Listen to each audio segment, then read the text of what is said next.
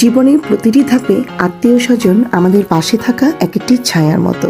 তারা রক্তের সম্পর্ক, সমাজের ভিত্তি এবং পারিবারিক বন্ধনের প্রতিচ্ছবি। আজ আমি আপনাদের সঙ্গে শেয়ার করতে যাচ্ছি কিছুদিন আগে, সপ্তাহখানিক আগে আমাদের বাসায় আমরা একটু পারিবারিকভাবে সবাই একত্রিত হয়েছিলাম। আপনারা অনেকেই জানেন এই অগাস্ট মাসে আমার 2 মেয়ের জন্মদিন। শুধু আমার 2 মেয়ে নয়, আমার ননদ, আমার খালা শাশুড়ি, আমার যা, ওদের অনেকেরই জন্মদিন এই অগাস্ট মাসে।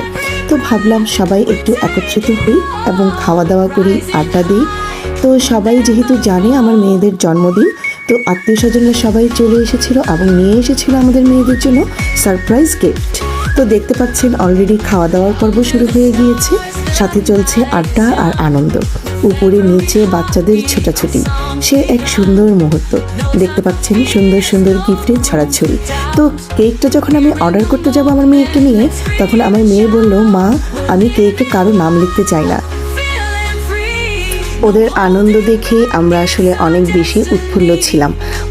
এভাবে সবার সামনে আমার বড় মেয়ে আর ছোটো মেয়ে ওদের গিফটগুলো ওপেন করছিল।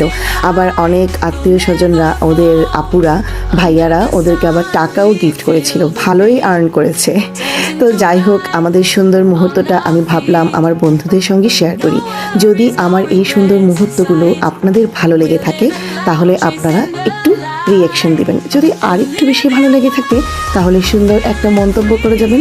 আর বেশি বেশি যদি ভালো লাগে, তাহলে আমাদের এই আনন্দঘন মুহূর্তটা সবার মাঝে ছড়িয়ে দিবেন। শুরু হয়ে গিয়েছে কেক কাটার পর্ব। কেক কাটার পর্বে মধ্যমণি ছিল আমাদের ইহাম। মাশাল্লাহ, অনেক কিউট আমার মেয়েদের একটা ছোট্ট ভাইও। তো দেখতে পাচ্ছেন এখন আপুরা সবাই একে একে যাচ্ছে। আমার মেয়ে, ছোট মেয়েই একমাত্র বসা ছিল, বড় মেয়ে অলরেডি চলে গিয়েছে, ইহামও চলে গিয়েছে।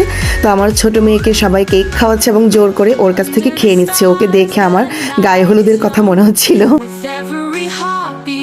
গায়ে হলুদে বউরা এভাবে বসে থাকে, সবাই ওদেরকে কেক খাওয়ায় এবং বউরাও সবাইকে কেক খাওয়া। আমার মেয়েকে বউ বউ লাগছিল। আসলে ওর উদ্দেশ্য ছিল কখন একটা পিস নিয়ে ও এখান থেকে চলে যাবে। আশা করি আপনাদের ভালো লাগছে। শেষ পর্যন্ত আমার ভিডিওটি দেখবেন।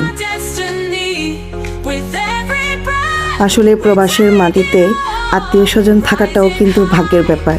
অনেক মানুষ আছে একটু প্রোগ্রাম করতে গেলে কাউকেই খুঁজে পায় না, একা একাই সময় কাটাতে হয়। সেদিক থেকে আমরা অনেক ভাগ্যবতী যে আমাদের আত্মীয় স্বজনরা সবাই এখানে আছে।